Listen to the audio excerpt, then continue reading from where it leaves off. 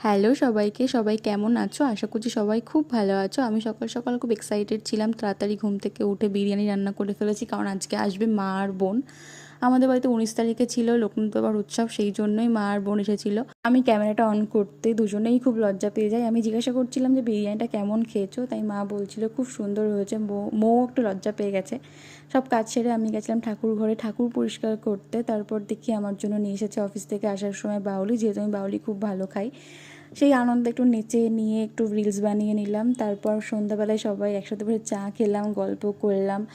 আমাদের ইউকুলেলে বাজিয়ে গান শোনালো। আমি ক্যামেরাটা অন করতেও একটু লজ্জা পেয়ে যাই, তাও কন্টিনিউ করছিল। তারপর সব কিছু কমপ্লিট করে আমরা গেলাম ছাদে। আমাদের ছোট্ট একটা ছাদ বাগান আছে, তো সেখানেই গাছে জল দেওয়ার জন্য। আজকের মতো ব্লগটা এই অবধি। কিছু ভালো লেগে থাকলে অবশ্যই একটা লাইক আর সাবস্ক্রাইব করে দিও। দেখা হচ্ছে পরের কোনো মিনি ব্লগে। আজকের মতো টাটা।